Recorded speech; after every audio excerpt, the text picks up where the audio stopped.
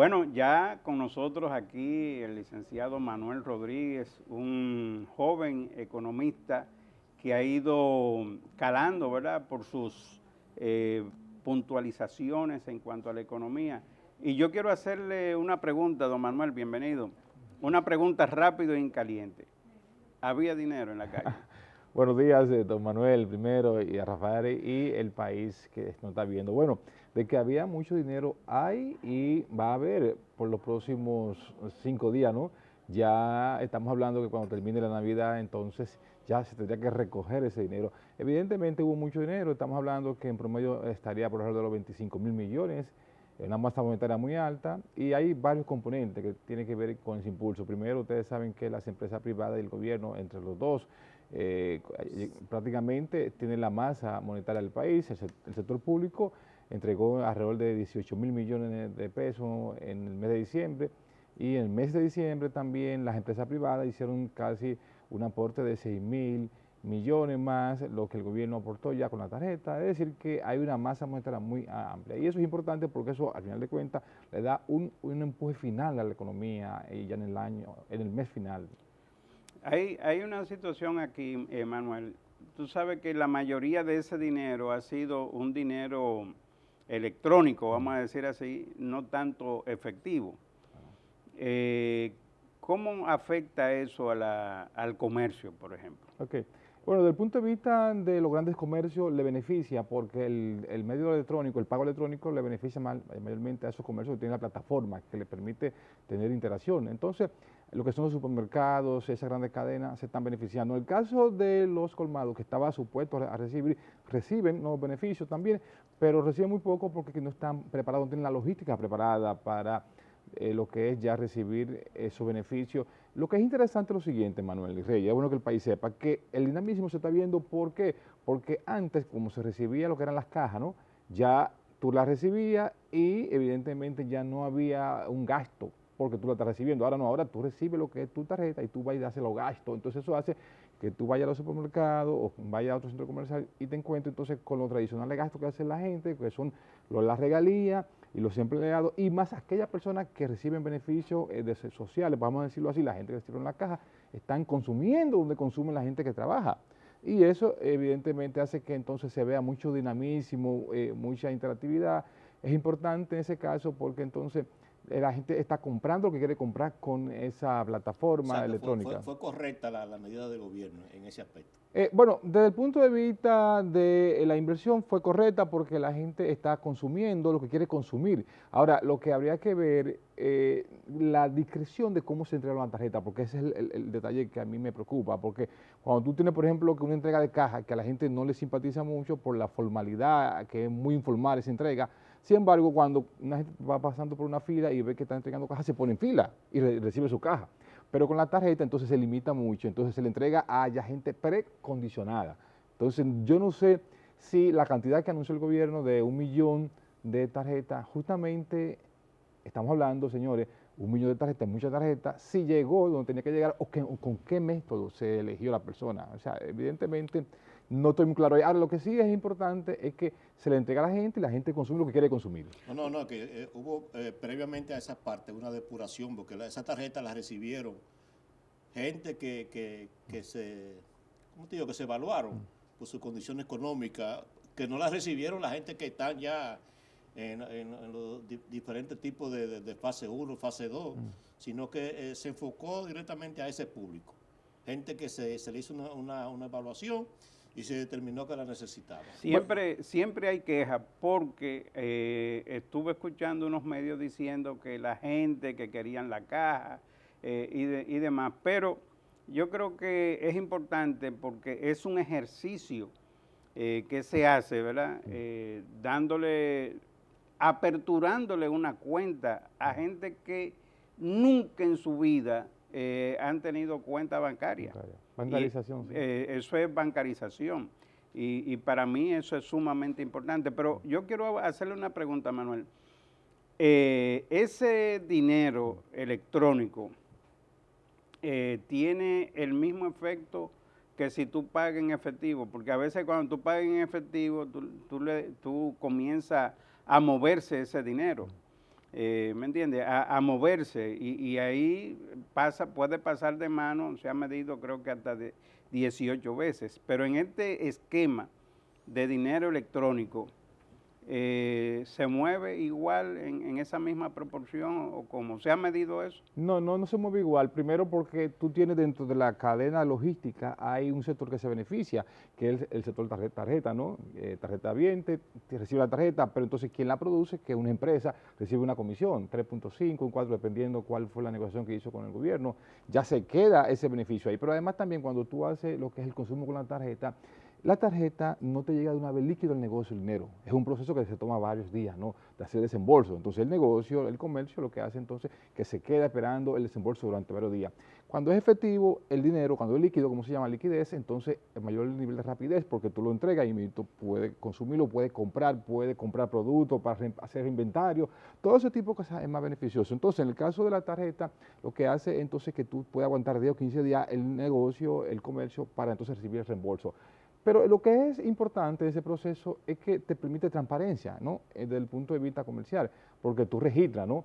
Y hay un registro electrónico, y ese registro electrónico, cuando tú reportas entonces a impuestos internos, está ahí la venta. O sea, que no hay forma de evadir como tú lo haces ya con un dinero líquido, que eso puede evadir, que puede entonces no reportar el ITEVIS, ese tipo de cosas. Es decir, provee mayor nivel de transparencia. Pero yo decía que en el caso del 1 millón de tarjetas, me mueve a inquietud de que no sé cuál fue la metodología para yo hacer la selección de la persona. Te digo eso, Manuel y Reyes y el país, me está escuchando por lo siguiente.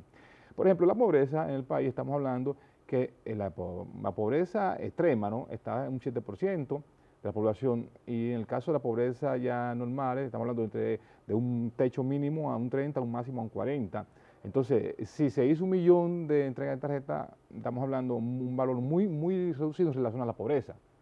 Entonces, de verdad que ahí no estoy muy Bueno, claro. pero se comienza por algo. Sí. Mira, los indigentes, que son personas que no saben si van a comer hoy, Claro.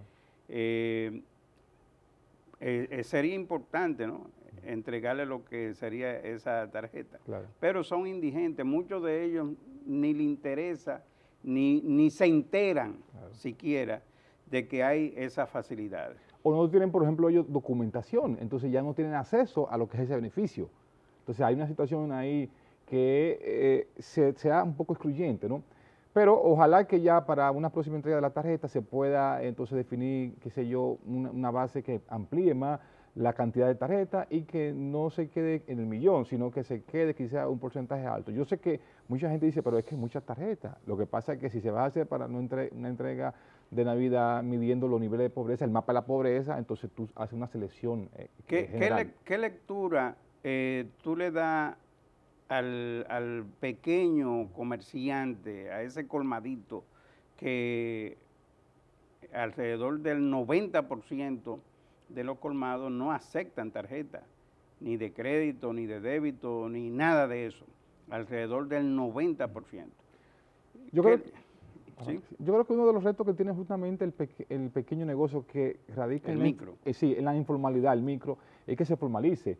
Porque si se formaliza, se beneficia de ese tipo de transacciones comerciales. Por ejemplo, vamos a citar un caso, el que me está escuchando en el hoyo de Chulín, ¿no?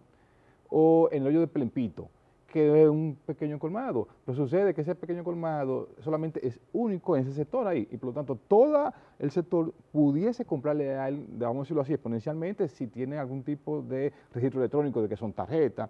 Porque es posible, por ejemplo, de que ahí en el sector de Plempito tengamos quizá 20 familias que son pensionados, que cobran electrónicamente. Pero entonces, si ellos cobran electrónicamente, le pueden pasar su tarjeta y se beneficia el comercio. Pero de eso de la tarjeta nosotros vamos a hablar y te voy a invitar le vamos a invitar en los próximos días ya del año próximo. Okay.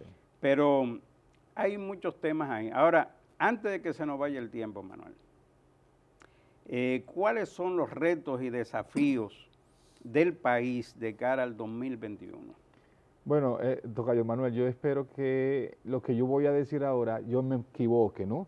porque uno se quiere equivocar.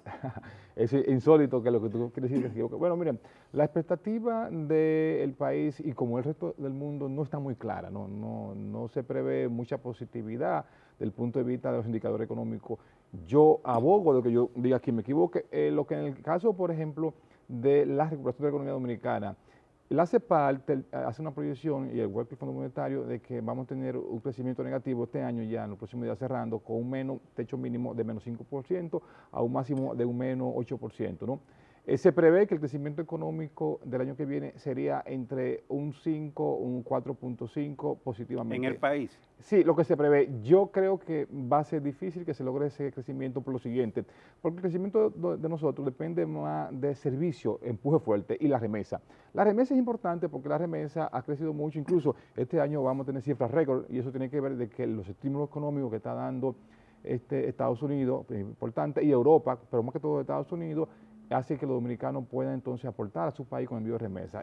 ¿Cómo usted evalúa el manejo del gobierno en materia económica en estos 4 meses? Bueno, en estos 4 meses pienso que lo que está ejerciendo es una crisis y como está ejerciendo una crisis, lo que le están tratando de mantener la situación como está hasta que llegue el próximo año y que salga lo que es la vacuna y entonces ellos impulsar la economía. Porque ¿qué es lo que pasa? Que el gobierno actual entró en medio de una crisis, entonces no puede hacer mucho porque la crisis no depende de ellos, es una variable exógena, depende de la parte mundial. Entonces él lo que está tratando es de llevar todo, tratando al mismo nivel, hasta que pueda llegar entonces la vacuna y que se comience a recuperar la economía. Ya a partir de ahí va a depender del gobierno, la medida del gobierno. Por ejemplo, el gobierno no puede tomar muchas medidas en el turismo, porque el turismo no depende del gobierno. Ha tomado las medidas que sí puede controlar. Pero, por ejemplo, Europa acaba de cerrar. Ya ahora Estados Unidos posiblemente siga cerrando algunos estados. Entonces, el caso de Europa y el caso de Estados Unidos, que son los mayores países emisores de turistas, son los que impulsan la economía dominicana. Entonces, eso va a hacer que el turismo, por ejemplo, que se preveía que este año, ya en diciembre, iba a estar recuperándose, ya se está retrasando.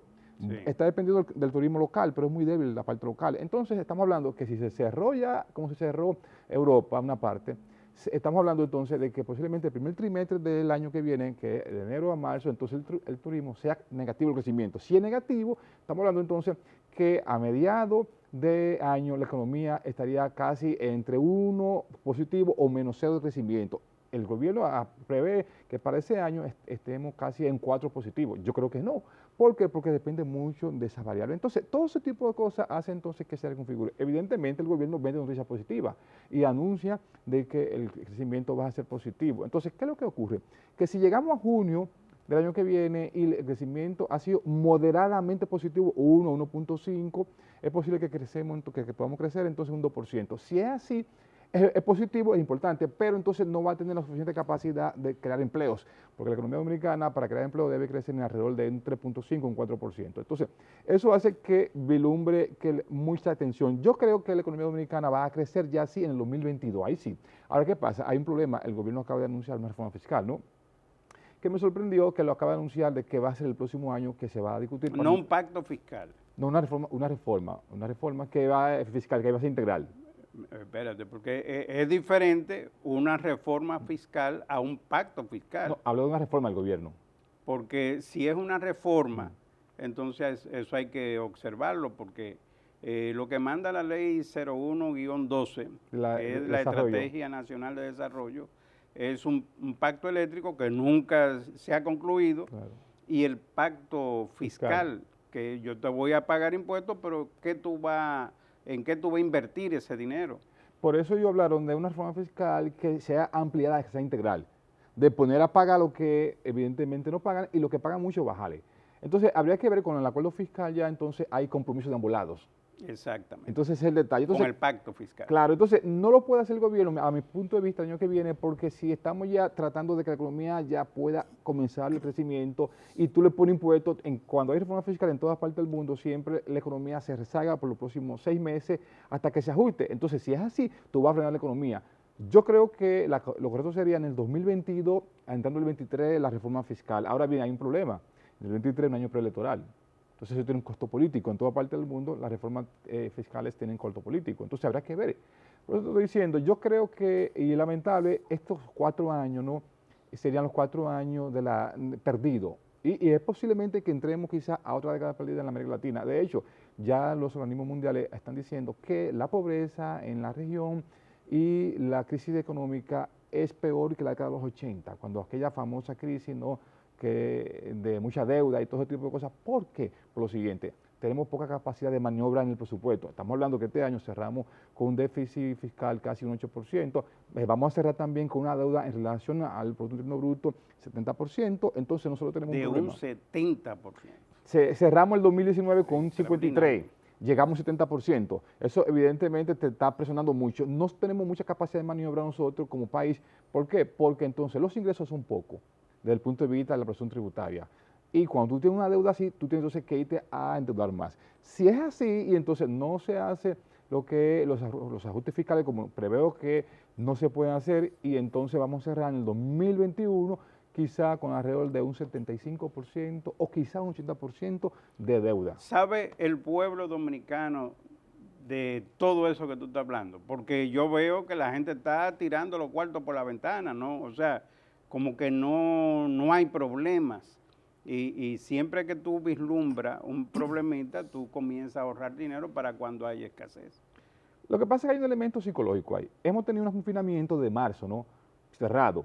Entonces, la gente quizá ha tenido cierta libertad ahora en el mes de diciembre y como tiene cierta libertad, tiene dinero, es una especie también de botar desahogo.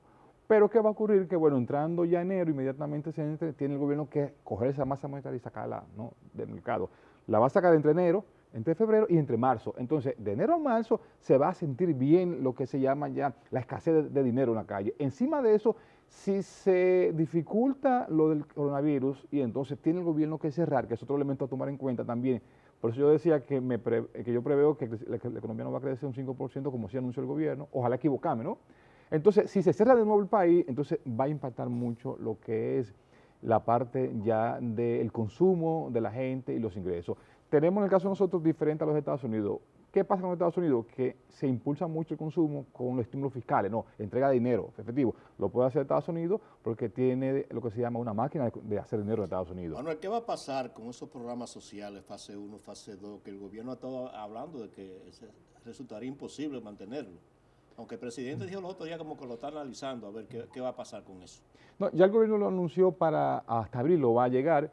Está dando tiempo a ver si de aquí a abril las cosas se recuperan.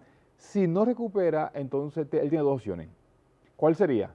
Llevarlo entonces hasta el último trimestre del año, pero eso significa deuda.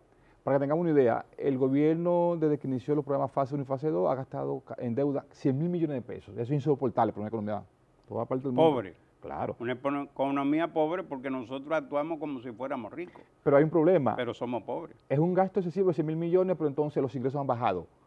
Entonces los beneficios han bajado. El turismo, cerca de 4.000 millones de dólares. Menos. Menos. Entonces hay que buscarlo por deuda.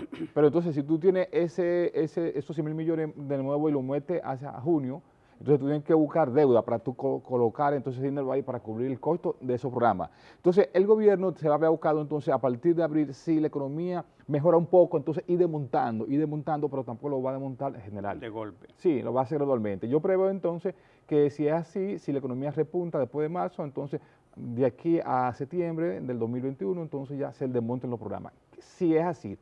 Si no ocurre con la economía, entonces es posible que lleguemos entonces de nuevo al finalizar el año con esos programas. Porque hay que decirle una cosa, que el caso de la vacuna, que ya en el país va a llegar a marzo, no es automática, no es un proceso gradual. Es un proceso gradual y es posiblemente que cerremos ya el año completo en esa fase de la vacuna y entonces los resultados se puedan ver ya a principios del 2022. Por eso yo abogo de que la reforma fiscal debe irse al 2022, no al 2021.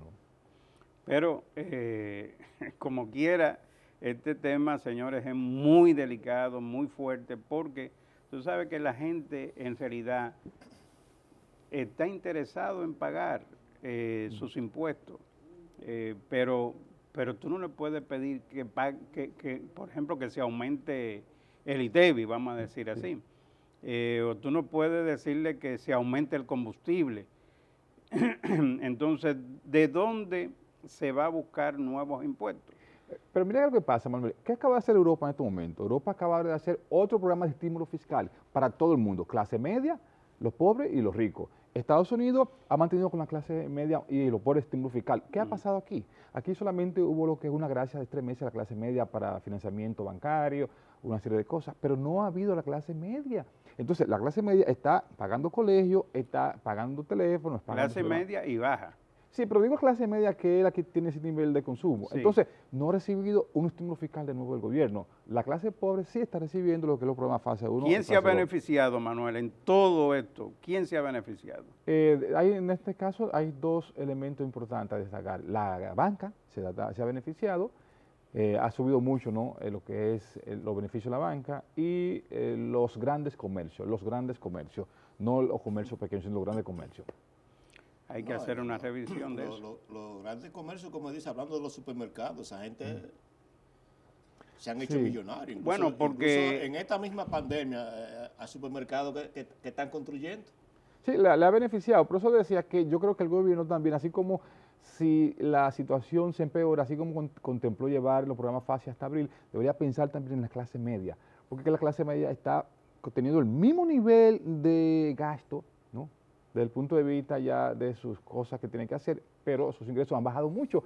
Hay personas clase media, que sus ingresos han bajado, entonces sus gastos siguen altos, entonces lo está llevando a niveles de pobreza. Entonces es posible que cuando cerremos el año 2020 y empecemos el primer trimestre 2021 tengamos mayores niveles de pobreza también. Mira, los comercios, escúchame Manuel, los comercios pequeños están abocados a actualizarse en los sistemas de cobro para poder subsistir si se mantiene esta pandemia.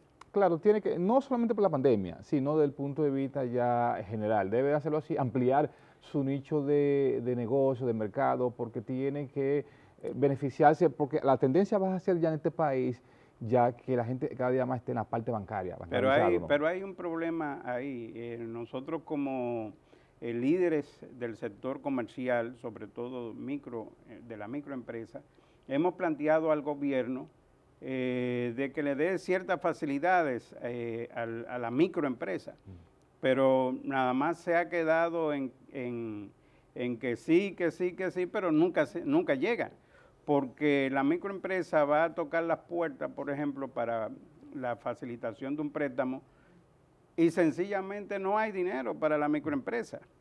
Entonces, por ejemplo, la gente de Banca Solidaria o de Promipyme, que están llamados a salir al frente a esto, pero sin embargo, tú vas a Promipyme y tú no encuentras préstamos, sobre todo de la microempresa. La gente de la pequeña y mediana empresa tienen más facilidades, pero la microempresa no. Y la microempresa es lo que mantiene a flote la economía de la República Dominicana. Entonces yo creo que el gobierno tiene que escuchar y accionar, porque nada más se ha quedado en que vamos a resolver, pero no resuelven nada. Nosotros aquí hemos invitado a la gente del Ministerio de Industria y Comercio para que nos vengan a hablar precisamente cuáles son las soluciones, ¿verdad?, que nosotros tenemos, pero no nos han hecho caso. Igualmente con la gente de Promipyme, nosotros queremos que vengan aquí y le digan real y efectivamente lo que se va, lo que se va a hacer con la microempresa, básicamente, que es donde está el problema. Entonces, yo hago esa sugerencia, José, que la gente del gobierno escuchen, pero que también accionen, porque no basta con decir las cosas, sino también con resolver. Mira, justamente en Estados Unidos hay un programa que está muy de moda ahora y que en la firma que hizo Trump anoche de la aprobación del estímulo fiscal lo incluyó, que son para las pequeñas y medianas empresas. ¿Qué significa eso? Ese programa consiste en lo que es préstamo por nómina. ¿Qué significa préstamo por nómina? Que ellos te cubren la nómina durante 6 meses para la empresa hasta que se recupere. Y si tú tienes durante esos 6 meses pérdida, ellos te dan lo que es una libertad del préstamo.